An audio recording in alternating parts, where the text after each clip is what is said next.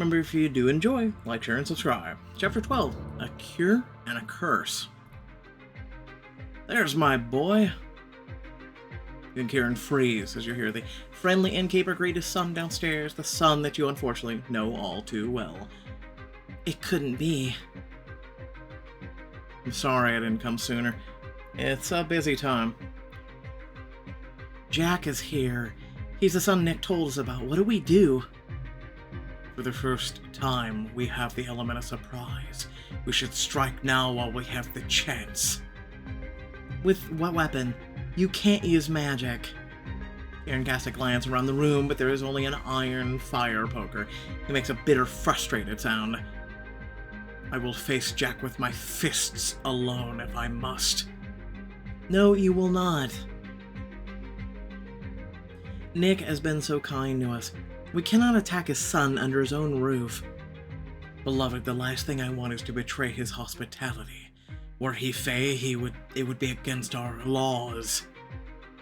And are the laws all that matter to you? Do you not owe the same respect and decency to a mere human? I am sorry, Ella. I did not mean to offend, but I promised you we would not run again. Kieran, we're not running. You cradle his face, running your thumb along his perfect, glittering cheekbone. This is not a defeat. This is only an attack delayed. Your words. You twist words like a Fey, my Ella. And like a Fey, at the moment, I cannot lie. We still need to find our friends and figure out how to get the golden bird for the Magpie.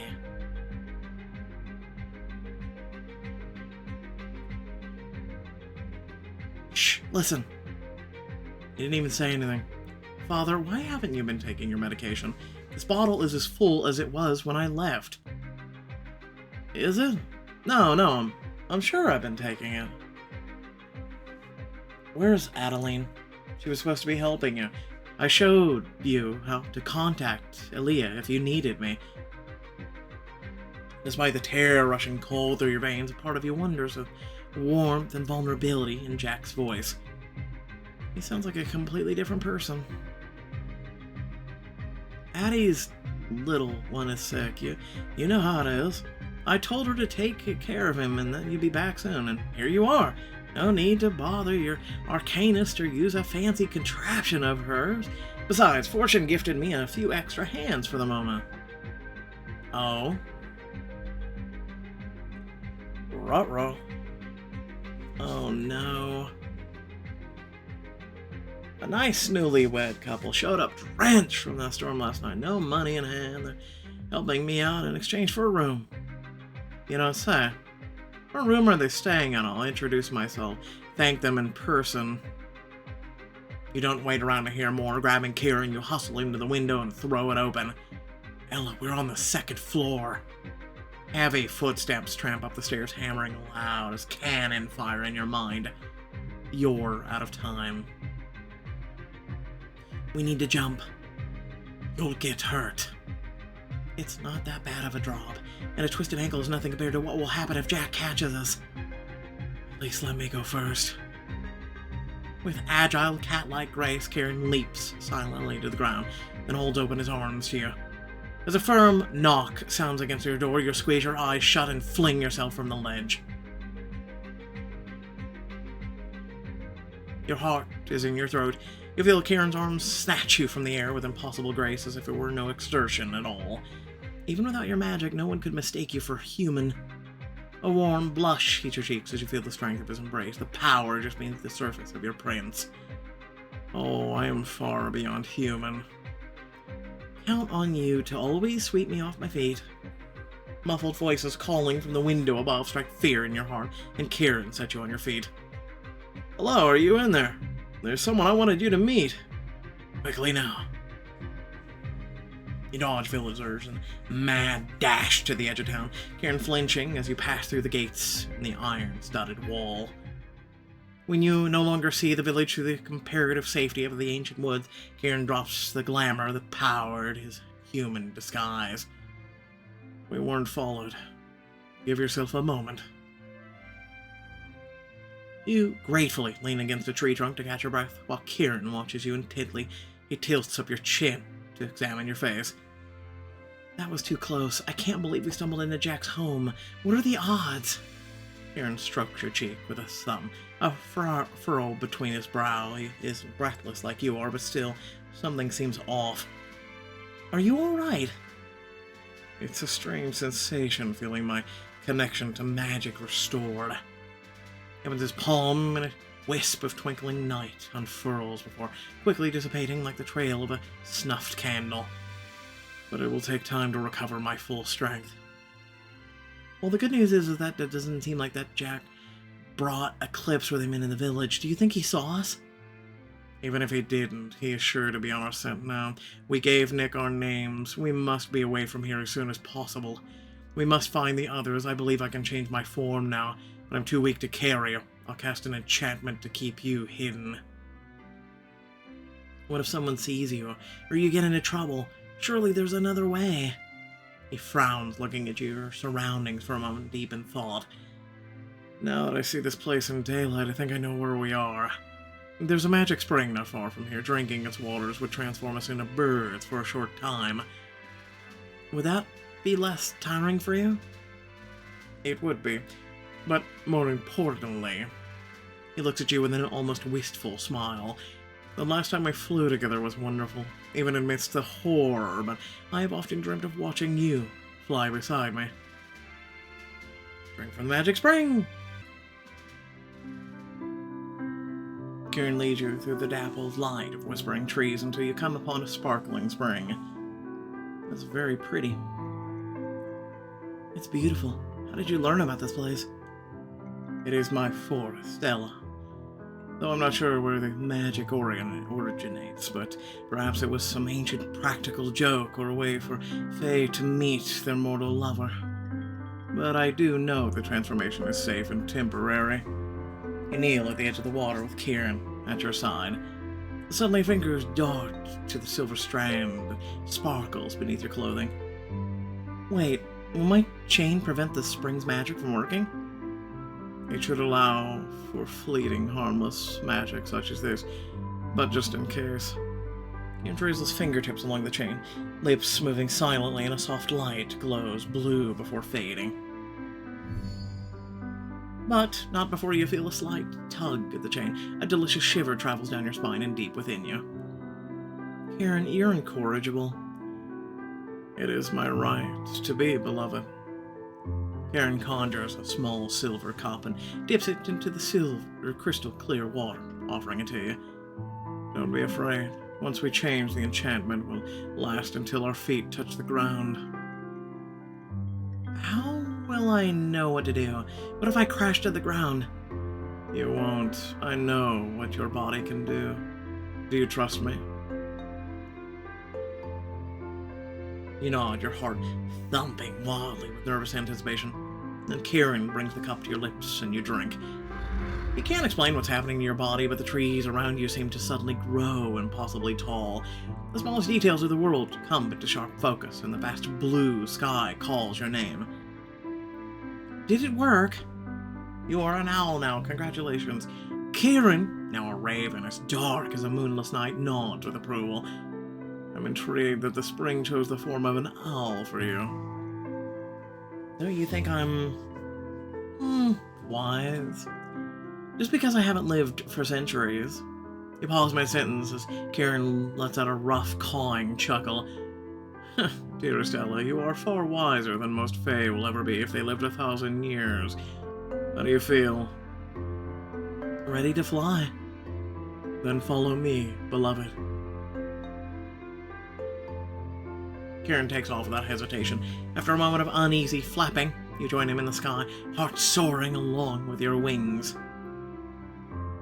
Oh my goodness, I'm flying. Together you climb high into the air, lush, magical forest stretching endlessly in every direction. Head towards Opulence's estate. Start a search there. The rush of flying underneath your own power is beyond exhilaration. Kieran watches fondly as you cruise through the air currents. Enjoying yourself? I never knew it would be so magical. Look how far we can see from up here. I can't believe this is real. And you just get to do this whenever you want. I've never been more jealous of your ability to shapeshift. Perhaps we can venture to the spring again in the future, when we are not in fear of our lives. As many times as we've flown together, I thought I knew what this would be like, but it's different. Kieran banks closer to you, flying expertly, and even in his ravenous eyes, you recognize his joy. There's nothing like it in all the world. I'm thankful to be able to share it with you. Kieran. Yes, my love. You're it. Laughing, you nip at the tip of his wing and swoop away. Oh, you will regret challenging me. I never do. You lose yourself in the thrill of chasing each other through the air, untethered to the problems of the ground, your limitations on the ground. You know, I've always loved flying with you, but being able to do this on my own? You do not wish to rely on me? It's not that, or not only that. I like being your equal. You are. Not in your world, Kieran. You know that.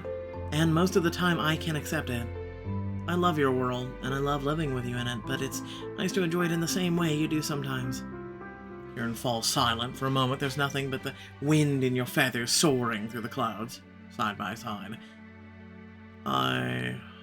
Ella, no one else has ever taken such pains to know me as you have. Because I love you.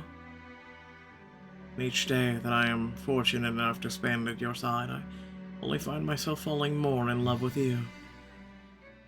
As you tip your wings to soar closer towards Kieran, a small, round, shaped button between you. Go abandon your post. Get back to the portal at once. Wait. You know Royal Court. State name. Leave it us. It's Ellen, Kieran. Taken aback, Leaf darts in front of you, flapping her wings like mad to stay aloft as she examines you both. What up doing up here, and with no permission from King of Birds? I apologize for the invasion of your territory, Your Majesty. We were in too much of a hurry for a formal inquiry. But it's lovely to see you. Your kingdom is very impressive. Yes, we'll forgive this time, but faith still give chase? We hope not. Friend of Leaf look much better like this. Big improvement, big improvement. Leaf approve. Raven Prince still need work. Why am I not surprised? You come big court, King of Birds, their biggest banquet to celebrate new wings. Thank you, but it's only temporary. We have to find our friends on the ground, and then we'll return to our regular forms. Oh, too bad. Well, when time to fight stupid bad Fae, not Fae, you call. Bird army stand ready to defend friend of Leaf, and Raven Prince if behave. She soars elegantly down to the grand tree that stands above all others, dotted with loud and colorful birds. One day, I may take her up on her offer. Please tell me you're joking. Do you think Oleander knows bird court etiquette? I'll need to study before our diplomatic visit. One outlandish mission at a time, my love, I beg of you. Besides, I do believe I will always be an afterthought in the king's affections. You'll always be first in mine. As the edges of Opulence's estate come into view, you adopt a slower, spiraling path to scan the woods below until I see them. First one to the ground wins.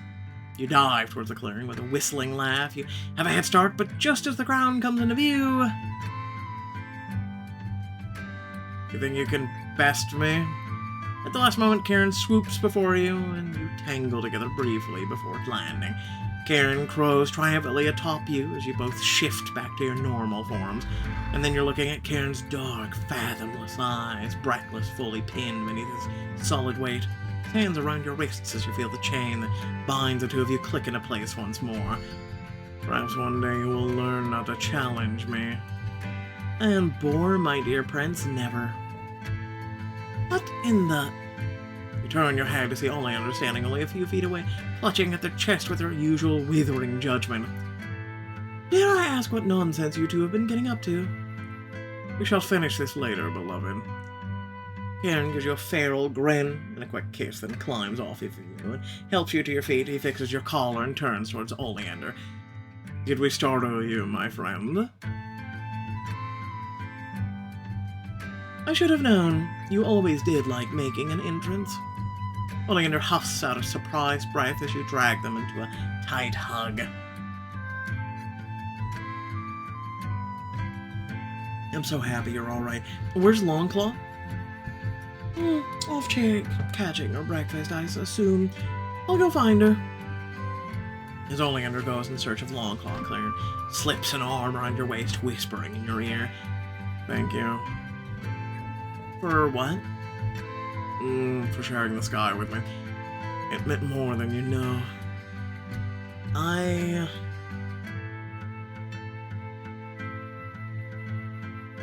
want to share everything with you. I want to experience everything with you. Magical, mundane, good, and bad.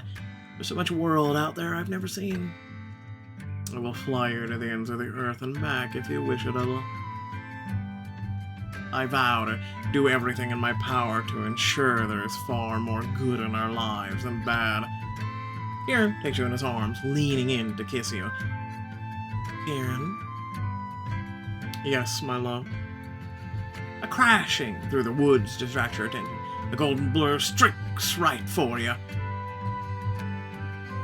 You don't even have time to brace yourself before Longclaw comes barreling out of the woods, knocking you down with the force of her happy greeting.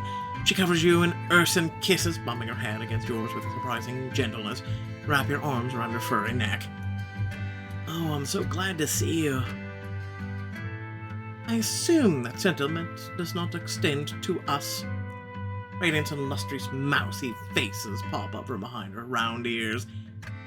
Actually, I am glad to see you. Oh. Longclaw would be upset if you were gone, and at least we know you haven't betrayed us. All in good time, little Mardal. Longclaw wouldn't leave without her relatives, unfortunately. She was quite clear on that, quite loud as well. Longclaw fixes Oleander with a look of firm warning as you get to your feet. But these disgraced prince and princess shall become snake food the moment I suspect they are working against us. Who was it that stole the aspen oil from Opulence's hand to help dispel the poison's effects on your prodigious little self? You helped? Surprising, isn't it? Have you seen any sign of opulence or eclipse? Not since last night. I've set a few divisionary enchantments about, but they will not last forever. An indignant chattering erupts from outside Oleander's clothes, interrupting them. Oh, and I have something that belongs to you, I believe. Or perhaps you belong to them. Is it Merlin? Oleander opens an inner pocket, and out flies Merlin. Oh, there you are, friend. Oh, friend. Merlin darts around your head, too excited to chirp more than a single word again and again. Eventually they calm down and wrap themselves across your chest. It is a good little thistle bat. Oh, me, good bat. Your pet is very clever. Merlin found us last night and was quite invaluable in helping us avoid capture. Merlin's ears flatten at the memory, and an angry trill escapes their lips. Pet thing, no see. Radiant sighs, voice flat. I must admit, they do have a point. We should put as much distance as possible between us and Opulence. We can discuss our next moves on the way. Making your way through the woods, you catch each other up on what happened while you were separated. Oh, that little snake was so welcoming to penniless strangers. Mortal society isn't like Fae. Giving freely to those in need is seen as a virtue, and the poorest among us often give the most. It's strange, Jack was the loving son. Nick spoke of him with such fond regard, and Jack seemed different around him. Different how? Caring, worried about his father's health, just human. Even monsters have things they love. There's a reason Jack has kept his father hidden away. Opulence said something about keeping Jack's secret safe. Could Nick be her insurance that Jack won't betray her? It's certainly possible, but how Opulence intends to use that information, I couldn't guess. I'm not sure I want to guess. It's too awful to think about. And after all this, we don't even have the golden bird. Oh, how rude of me. I failed to mention. I guess it's in your other pocket. You do your shock only and it reaches in their other waistcoat pocket. God! Damn it, I'm right. Gently removing a small, slightly rumpled, but still shining golden bird. I was right. I'm mad. How did you... I am not only good with fancy outfits and tea parties, Ella, but I've always had very deep pockets. I should never have doubted you. May I? You take the little bird in your hand. She looks up at you and coos softly. What a pretty bird you are. I'm so very glad to meet you. You find yourself smiling. Your aches and blisters and even worry seem to evaporate before the beauty of the bird's song. Merlin hops down to your wrist, peering at the golden bird with bright, inquisitive eyes. Hello?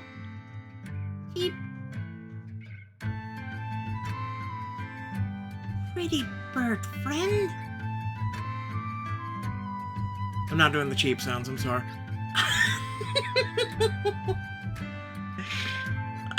I did one, okay? Merlin makes an enthusiastic chirp, and the two denizens of the sky exchange an excited musical conversation.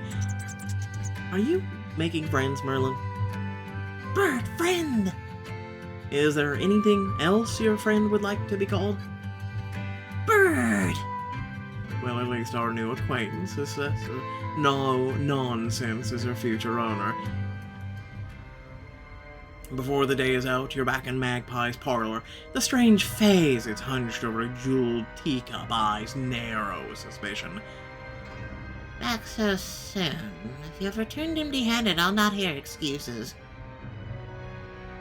Is it truly possible? Gingerly, you hand the bird over. Her eyes are lit with wonder, seeming to forget your presence entirely. Oh, at last. Our payment, Magpie. We had a deal. Indeed we did, and for once the Moon Court has actually proven true to the word. You shall have your artifact. As the little bird trills, the magpie's entire demeanor shifts. Tension melts out of her gaunt form as she whistles softly in return, stroking the bird's back. Interesting. Ahem, Magpie, may I remind you that we are on a bit of a schedule. We must return to the Moon Palace before Jack comes to steal the swords. And we still need to find a cure for the cursed Sun Court nobles. Magpie blinks coming out of her trance and swings her gaze between Longclaw and the mice hanging out of your pocket. Are they not supposed to look like that? No, we are not. Most certainly not.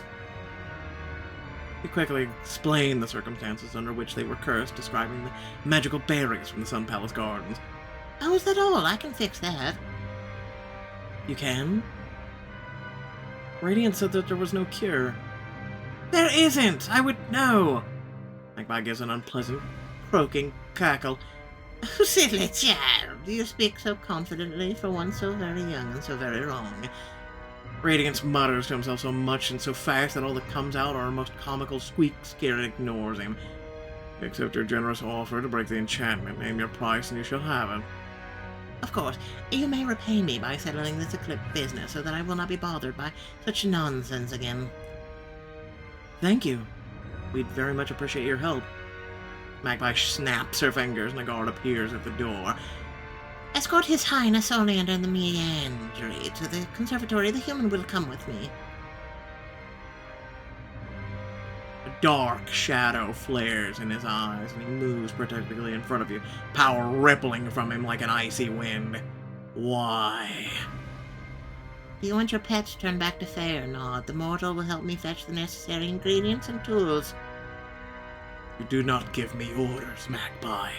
Ella does not leave my side. I give my word. I have no interest in your pet mortal, Your Highness. But I am the only fae who may enter my vault. And seeing as you're mortals, been there before. I might as well put her to work. You step forward, touching Kieran's clenched fist gently. He turns towards you with a quick, whispered exchange. I'll be alright, Kieran.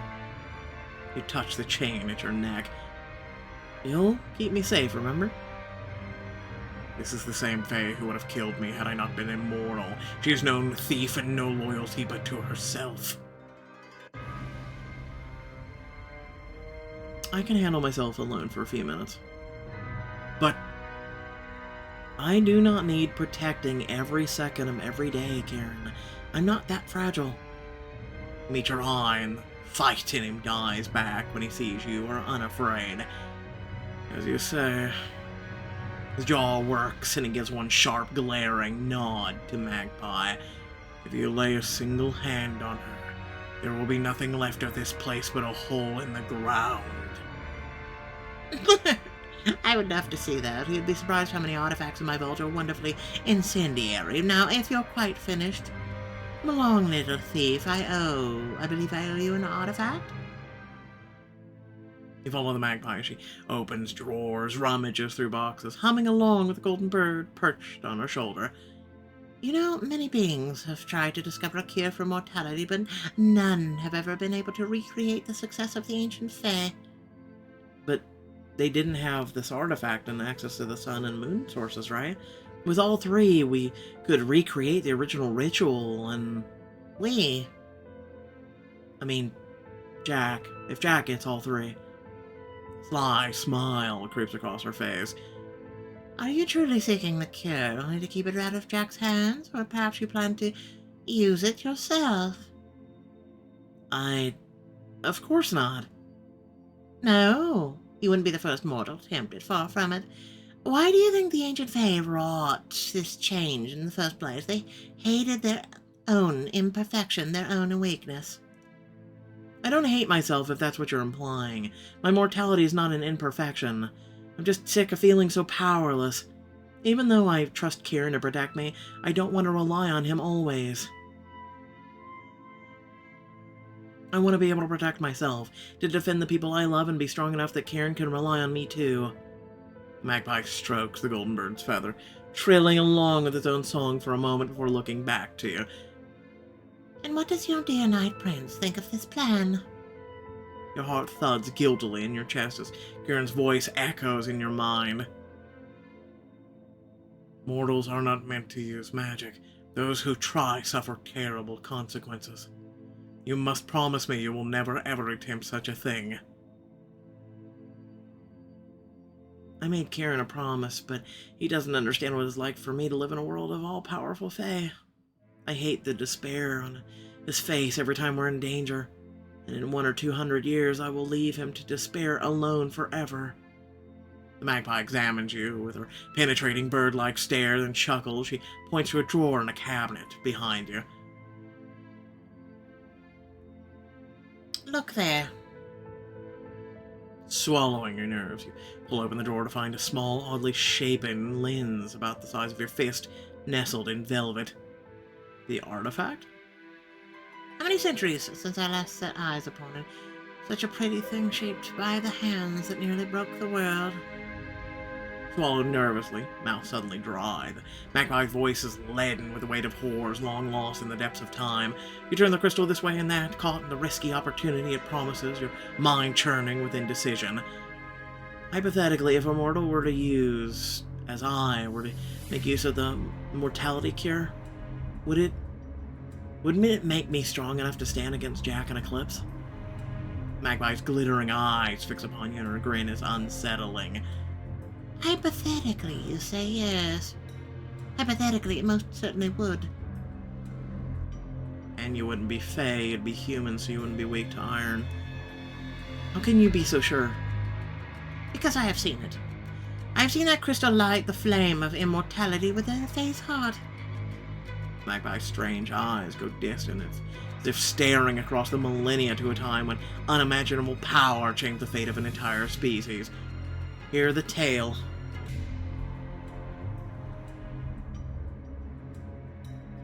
Mortals consider the word curse to be a magic bestowed with ill intent. Their folk tales are rife with hapless heroines enchanted by wicked witches and cunning fae. And to tell it truly, curses are most often used for harm. But what sets curses apart from common spells lies not on the intent, but in the nature of the enchantment. Common enchantments are simple weavings of magic, which, however complex, can be undone if you know which cosmic thread to pull. But a true curse is a living thing more akin to a sickness. A curse, once made, must feed in order to survive. Much of the time, it is the feeding that produces a curse, most noticeable effects and grim reputation. Indeed, many curses are woven with no intended effects beyond sapping a victim's strength by allowing the curse to consume their emotions, their power, or their lives until there's nothing left. But every curse is different, and the more a curse can feed, the greater its effects can be. It was this discovery that the ancient Fae sorcerers exploited. The founders of the Sun and Moon Courts, who oversaw the creation of the sources of magic, sought immortality not just for themselves, but an unending line of their progeny, to secure Fae superiority over the many realms for all of eternity. A work of this magnitude could be no simple enchantment. Thus they worked to create a curse unlike anything seen before or since. The founders constructed a special crystal to collect and focus the energy of the sources, to reach within the very heart of the Fae and plant the seed of the curse. Faes are naturally connected to the world's magic, so the founders designed the immortality curse to feed upon the source of that magic itself rather than a single heart, actively healing and reviving Fae at an accelerated rate, slowing down the aging process and extending their lives into centuries. Thus, the first generation of immortal Fae were created, not born. Then the founders destroyed the evidence of their enchantments, ensuring none could rival their power. In the millennia since, many have tried to recreate the curse to extend immortality to all types of beings, humans most of all. Many mortal sorcerers have believed they came close to a solution, but humans are incapable of drawing upon the magic of the world that the Fae do, and thus the immortality curse could not survive long within a human heart. Unless, of course, the curse was altered to feed upon something else. Interesting.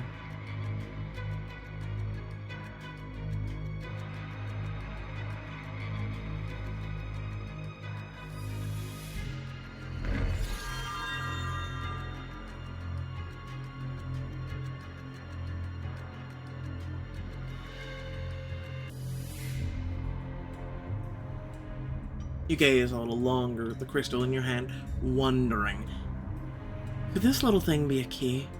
A way for me to stay with Kieran forever? When the Magpie snatches the lens from your hand, her red eye narrows at you, impatiently awaiting an answer to a question you've missed entirely. Do you wish to restore your furry little friends or not? Yes, of course. Coming. You reunite with everything in the Magpie's conservatory, gathering around her as she mixes a potion to restore the Sun Court nobles. You're wasting your time. Oh, am I, mouse? Perhaps that is my luxury. Not that my life is long and yours is short. My uncles told me that there was no cure. Are you suggesting they lied? I'm suggesting nothing. Lords Blunder and Bluster were simply wrong. Impossible. I know. I allow you a moment to comprehend. Are you certain this will work, Magpie? The Magpie clicks her teeth in annoyance, grinding leaves with mortar and pestle until the golden bird's song soothes her temper. That's why she wanted the bird. Yes. They do not teach magic like they used to. Such a shame. Pinpoints of yellow light sparkle within the Magpie's mortar, multiplying as she works until the whole mixture glows with a honey gold light. Could there really be a cure? Why is it glowing? Plant-based curses are tricky. They can adapt over time, become more resistant to counter spells. Just as the crops that survive a blight will be hardier in the next season. I expect that's what happened to your berry bush after the generations of Sun Court nobles using it to dispose of inconveniences. But this remedy is almost as old as I am. Hasn't been used in centuries, long enough for the plant to have lost its resistance, if you're lucky. Is it safe? Safe. When is magic ever safe? Exchange a worried look with Kieran, but when the Magpie hands you the glowing vessel, you don't have much choice. Let's first try it on... Radiance, why not? Why me? Because why not? Because if it doesn't work, I'd rather not risk Longclaw. I shall take it first as the rightful ruler of the Sun Court. I hope it hurts. Radiance holds his head up as he climbs in your palm. He takes a mouse-sized mouthful of a glowing potion. What's happening? It tastes foul. But something's changing. You put Radiance on the ground and back away as his body shimmers, grows, and shifts until... Did it work? Gasping and groaning on the floor, Radiance looks up at you with wide golden eyes. Hey, look! It's dummy. Where'd he get the cloth around his waist? It worked. Holding it, his voice is dry, almost too bored to sound annoyed. May I humbly request, Your Grace, that you clothe yourself immediately? You still aren't any fun, eh, Oleander? And you still don't know how to read a room, eh, Radiance? Radiance catches Kieran's glowering gaze and quickly conjures himself some clothes as you give the potion to Longclaw and then Lustry. Longclaw blinks and brings herself up to her hind legs as a flurry of sparkling sunlight restores her regal attire. Yes, but why isn't she... Why is she still a bear? Like, I understand we doubled down, but why isn't she back to Fae form? I'm just asking. Kieran! Oh, Ella, my dear. Longclaw. Longclaw pulls you into a warm and wonderfully furry hug, both of you laughing and crying with relief. Wait, why did it break Radiance and Luster's curses completely, but Longclaw is still a bear? Perhaps the original curse has been with her for so long that it's more tightly intertwined with her being. Another dose would most likely... No, thank you, my dear Magpie. This shape is a part of who I am now, and I've grown rather attached to it. She sees Radiance and Lustry behind you, and somehow brightens even further. Radiance, Lustry, you're all right. What do you remember? Fair amount. A few fights, our warm kitchen. If I'm honest, the thing I remember least is the curse itself. Cautiously, Radiance steps closer to Longclaw, and after a long moment of uncertainty, reaches out to lightly touch her shoulder. You saved us. Thank you. Longclaw. The smallest gasp leaves Longclaw's lips before she stifles it, still unable to contain her smile. I'm awfully glad to see you again, dear brother. She pulls Radiance into her literal bear hug. He goes limp at first, but then slowly, he relaxes ever so slightly into her embrace. Yes, Radiance clears his throat and pulls away. What's next, Ella? Jack's after the mortality cure. He can't make himself immortal without the crystal lens, so we have to keep it out of his hands. Indeed, Magpie, the artifact we're owed, if you please. Reluctantly, she places the small crystal lens in Oleander's hand. They examine it closely before passing it to Kieran. And you're certain this is the exact artifact the Founders used? Quite certain, seeing as it was the very crystal the Founders used to grant my immortality. It is? Just how old are you, anyway? Magpie preens her feathers huffily. It's not polite to ask a lady her age. Kieran, what if there are more lenses? Jack knows that the Magpie had this one, but could he just unearth another? Believe me, if any more still existed, I would have found them centuries ago. You are not omnipotent, Magpie. I am rich, my prince. There is nothing more powerful than that. Just ask your mercantile friend. Opulence understands scarcity, and so should you. The Founders made dozens of these lenses, but when their work was completed, they destroyed them. I was but a child at the time, Like the way the crystal caught the light, so I snuck one into my pocket when no one was looking. How does it work? The founders imbued the crystal lens with the needed power by drawing directly from the two wells of magic.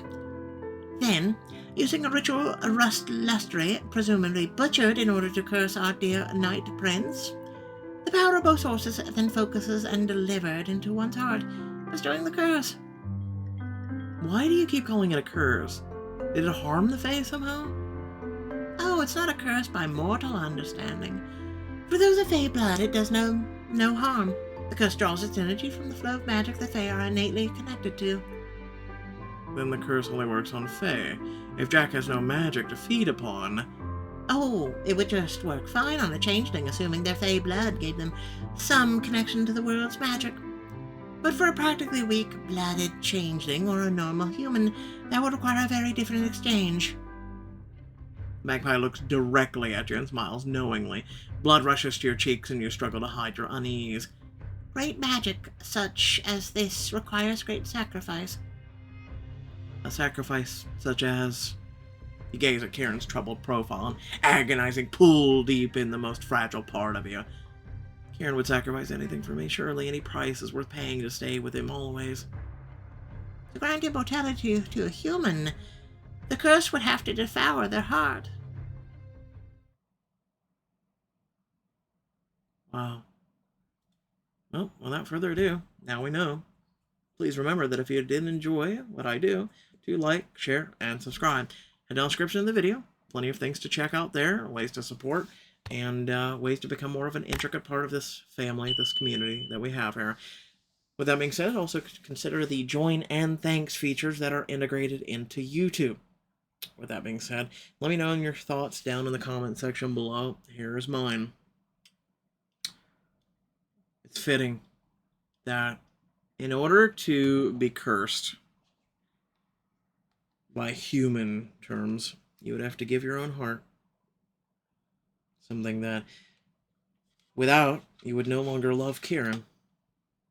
You would live endlessly, mundanely, with no feeling, no love, no nothing, much like Kieran once did. You would be nobody.